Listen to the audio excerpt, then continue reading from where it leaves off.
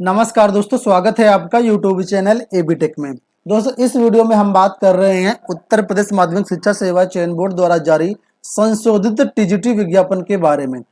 UP TGT 2021 का जो संशोधित विज्ञापन जारी हुआ है उसमें क्या क्या चीजें हैं, क्या एलिजिबिलिटी क्राइटेरिया है, क्या कुछ बदलाव हुए हैं, जो अभ्यर्थी पहले फॉर्म भर चुके थे उनको क्या करना है, बहुत सारी चीजों पर डिस्कस करेंगे। तो इस वीडियो को पूरा देखिएगा। सारे नोटिफिकेशन का एनालिसिस इस वीडियो में आपको मिल जाएगा। सारी चीजें ए टू जेड नोटिफिकेशन की इस वीडियो में हम डिस्कस करने वाले हैं। तो दोस्तों, आपको नोटिफिकेशन डाउनलोड करने के लिए इस साइट से डाउनलोड करना है या फिर आप इस वेबसाइट पर आ जाइए governmentjobcenter.com। डिस्क्रिप्शन बॉक्स में लिंक दिया गया है, क्लिक करेंगे, यहाँ पर आपको लिंक मिल जाएगा UPSC SSB TGT 2021 online form. जैसे यहाँ पर क्लिक कर देंगे, इसमें नीचे की तरफ आएंगे तो यहाँ पर आपको लिंक मिल जाएगा इसका, और यहाँ से आप लोग नोटिफिकेशन वगैरह डाउनलोड कर सकते हैं। साथ में आप लोग ऑनलाइन आवेदन वगैरह भी कर सकते हैं। हमने इसको डाउनलोड कर लिया है, आपके सामने ये नोटिफिकेशन है। 16 मार्च यानी आज से ही आप लोग ऑनलाइन आवेदन कर सकते हैं। 11 अप्रैल तक आप लोग ऑनलाइन आवेदन कर पाएंगे पार्ट 1 का रजिस्ट्रेशन। इसके बाद 13 अप्रैल तक फीस पेमेंट कर सकते हैं और 15 अप्रैल तक इसमें आप लोग जो है वो फाइनल सबमिट कर सकते हैं फॉर्म को। पदों की संख्या के बारे में बात कर लेते हैं तो यहाँ पर 12,603 पद यहाँ पर हैं कुल मिलाकर के टीजीटी में। हम यहाँ पर टीजीटी की बात कर रहे हैं, यानी प्रशिक्षित स्नातक शिक्षक की बात कर रहे हैं। पीजीटी के लिए अलग से वीडियो में डिस्कस करेंगे, जो भी इंपॉर्टेंट चीजें होंगी यहाँ पर। ठीक है, अब यहाँ पर बहुत सारी चीजें दी गई हैं। सबसे पहले कुछ चीजें जो इंपॉर्टेंट है वो देख लेते हैं। यहाँ पर लिखा है कि जो अभ्यर्थी हैं वो एक विषय के सापेक्ष एक ही आवेदन करें, लेकिन अगर आप अलग अलग विषयों में एलिजिबल हैं तो आप अलग अलग आवेदन कर सकते हैं। ठीक है, इस परीक्षा में कोई भी नेगेटिव मार्किंग नहीं है, ये भी चीजें यहाँ पर पहले ही बता दी गई हैं, तो आराम से कोई दिक्कत यहाँ पर नहीं है। भाषा वाला पेपर सिर्फ भाषा में होगा, बाकी सारे पेपर हिंदी और अंग्रेजी दोनों लैंग्वेज में अलग अलग हिसाब से आपके होंगे। ठीक है, और नीचे आएंगे तो यहाँ पर ईडब्ल्यूएस के लिए बोला गया कि 10% का जो लाभ है ईडब्ल्यूएस को वो दिया जाएगा, लेकिन सिर्फ यूपी के कैंडिडेट को मिलेगा, अदर स्टेट को कोई भी रिजर्वेशन का लाभ नहीं मिलेगा। ठीक है, एक चीज और यहाँ पर बता दिए, किसी भी अभ्यर्थी को जो आवेदन की हार्ड कॉपी है वो आयोग को भेजने की जरूरत नहीं है, सिर्फ आपको ऑनलाइन आवेदन कर देना है। ऑनलाइन आवेदन करने में कोई भी, जैसे आप फॉर्म सबमिट कर दिए इसके बाद कोई भी संशोधन करने का मौका आपको नहीं दिया जाएगा, यानी संशोधन आप नहीं कर पाएंगे। लेकिन अगर आप का फॉर्म गलत हो जाता है, कुछ चीजें आप गलत भर देते हैं, तो आप दोबारा से नया फॉर्म भर सकते हैं। जो फॉर्म आप सबसे लास्ट में भरेंगे वही फॉर्म आपका माना जाएगा। ठीक है, तो ये चीजें स्पष्ट हो जाएं पहले से तो ज्यादा बेटर होती हैं, इसलिए नोटिफिकेशन में सारी चीजें बता दी गई हैं। बहुत सारे अभ्यर्थी पूछ रहे थे सर हमने पहले फॉर्म भरा हुआ था तो क्या दोबारा से फॉर्म भरना है? तो दोस्तों, मेरा आंसर है बिल्कुल आपको दोबारा फॉर्म भरना पड़ेगा, लेकिन दोबारा से आपको फीस पेमेंट नहीं करनी, ये बात आप समझ लीजिए। यहाँ पर देखिए, प्रथम चरण में यहाँ पर साफ शब्दों में दिया गया है कि जैसे ही आप अप्लाई ऑनलाइन के बटन पे क्लिक कर देंगे उसके बाद यहाँ पर आपसे पूछा जाएगा कि आपने अक्टूबर में जो विज्ञापन जारी हुआ था उसमें फॉर्म भरा था।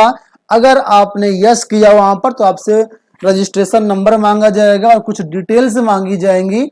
उन डिटेल्स को आप जैसे ही फिल करेंगे तो आपका आगे का फॉर्म प्रोसीड हो जाएगा, यानी आपको दोबारा से शुल्क का भुगतान नहीं करना पड़ेगा, लेकिन अपने आवेदन को आपको वहां पर क्या है रिन्यू करना है, एक तरीके से फीस दोबारा पेमेंट नहीं करनी। लेकिन एक बात ये भी समझ लीजिए कि जैसे सपोज कर आपने पहले टीजीटी विज्ञान के लिए आवेदन किया था, तो जब आप पुराने वाले शुल्क का लाभ ले रहे हैं तो सिर्फ टीजीटी विज्ञान के लिए ही आवेदन कर पाएंगे, किसी दूसरे सब्जेक्ट में आप उसको कन्वर्ट नहीं कर पाएंगे। ठीक है, अगर आप दूसरे सब्जेक्ट में कन्वर्ट करना चाहते हैं तो आपको एक नया फॉर्म भरना पड़ेगा जिसमें आपको फीस पेमेंट वगैरह करना पड़ेगा। लेकिन जिस विषय में आपने पहले आवेदन किया था उसी विषय से फॉर्म भरना है तो आपको वहां पर पुराना रजिस्ट्रेशन नंबर डालना होगा और आप पुरानी छूट जो फीस है उसका लाभ ले सकते हैं, दोबारा फीस आपको पेड नहीं करनी है।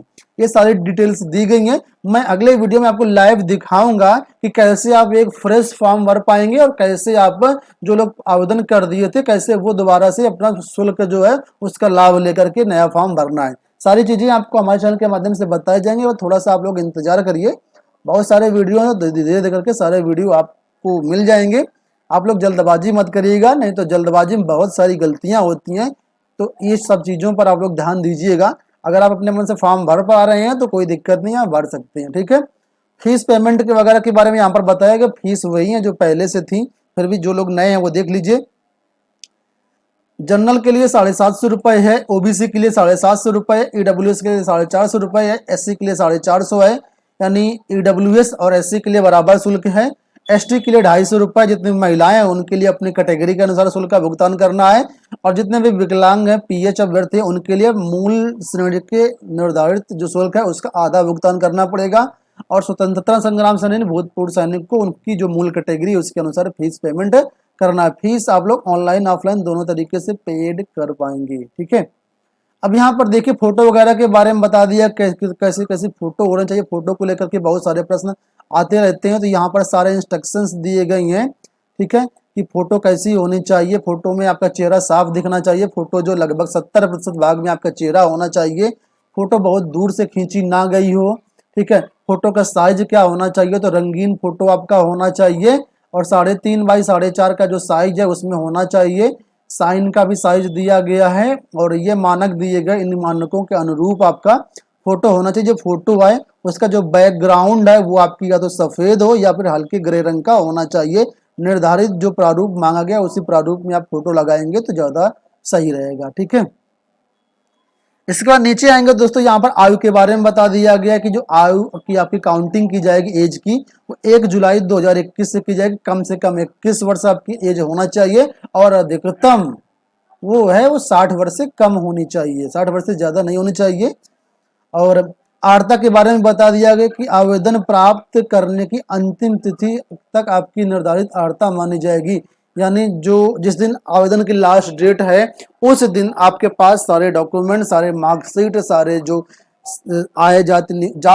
जाति निवास जो है वो सारे कंप्लीट होने चाहिए। उसके बाद का होगा तो फिर वो आप इनवैलिड हो जाएगा, ठीक है। एपीयरिंग वाले कैंडिडेट आवेदन नहीं कर सकते हैं, ये बात आप लोग समझ लीजिएगा, बहुत सारे लोग पूछते रहते हैं। वेतनमान बताएं तो यहाँ पर ग्रेड पे 4600 मिलेगा, और जो आपका पे स्केल है वो 44,900 से लेकर के 1,42,400 तक मिलेगा। जो रिजर्वेशन का लाभ है वो सिर्फ यूपी के अभ्यर्थियों को ही मिलेगा। इसके अलावा यहाँ पर दिया गया है कि जो भी महिलाएं हैं, ठीक है, जो शादीशुदा महिलाएं हैं उनको पिता पक्ष का ही प्रमाण पत्र, जो जाति प्रमाण पत्र है वो पिता पक्ष का ही लगेगा। यहाँ पर ये चीजें दी गई हैं, मैं आपको अभी सारी चीजें यहाँ पर बताए चल रहा हूँ सीधा, ठीक है। तो आप इस बात को समझते चलिएगा, वीडियो को स्किप मत कर दीजिएगा, नहीं तो फिर आप लोगों को ही बाद में परेशानी होती है, ठीक है।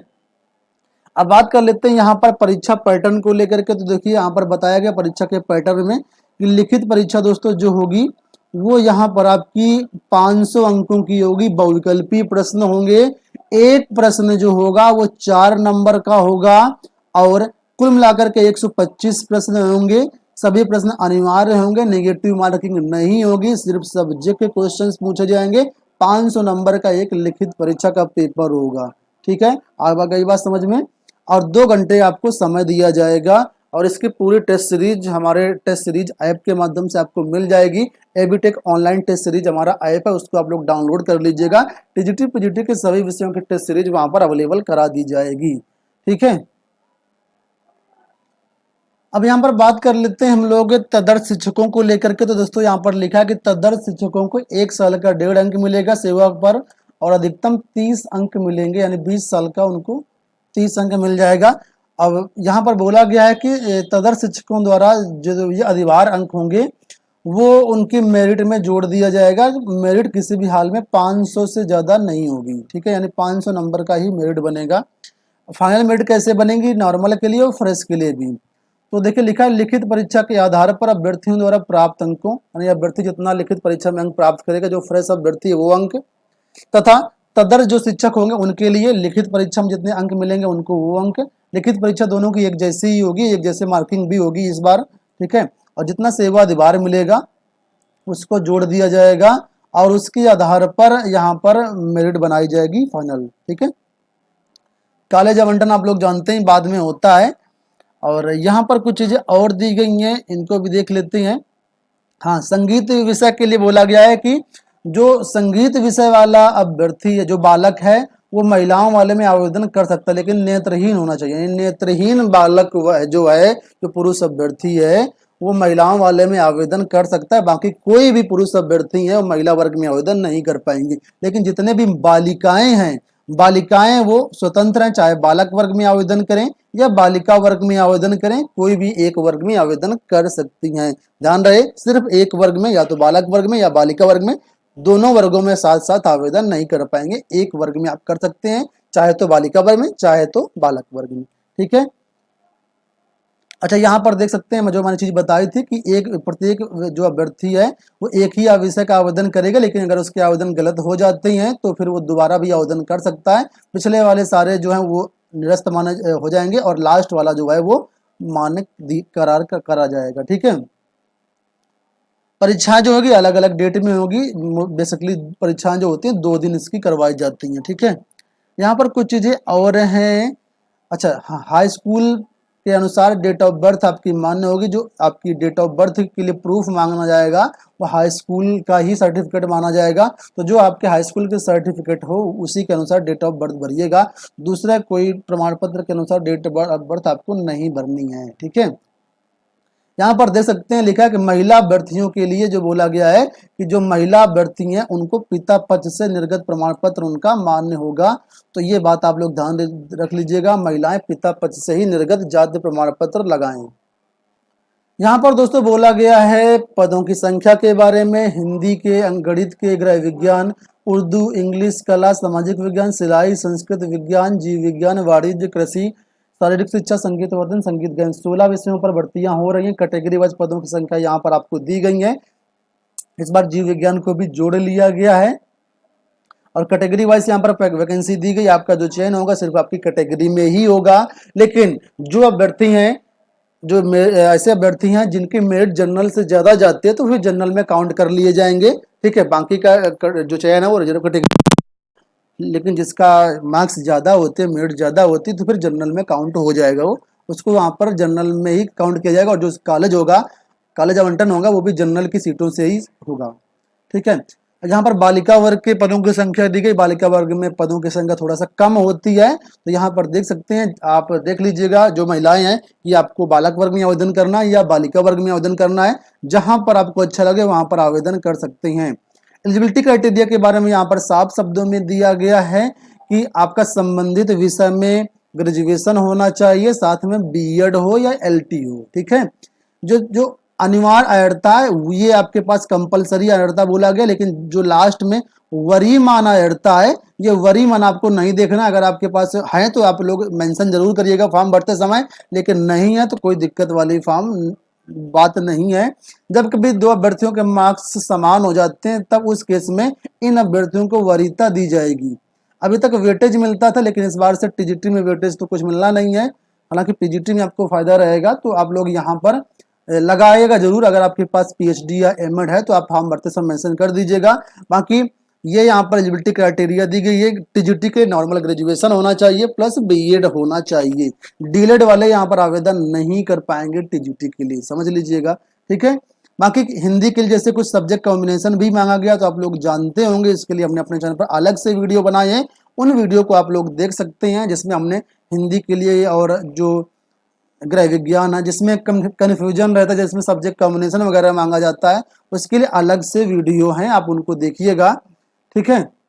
जैसे कला का वीडियो हो गया तो उसको आप लोग देख लीजिएगा, डिस्क्रिप्शन बॉक्स में लिंक मिल जाएंगे, उनको क्लिक कर लीजिएगा, आप देख लीजिएगा। बीकॉम जैसे बोला गया वाणिज्य के लिए बीकॉम हो साथ में बीएड हो। बीएससी कृषि के लिए बोला गया बीएससी कृषि होना चाहिए साथ में बीएड हो। प्रशिक्षित का मतलब होता है बीएड से। ठीक है। कला के लिए बहुत सारे एलिजिबिलिटी क्राइटेरिया, कला के लिए हमने अलग से वीडियो बनाए और आप चाहेंगे तो इसका हम फिर से एक अलग से वीडियो बना देंगे, उसको आप लोग देख लीजिएगा।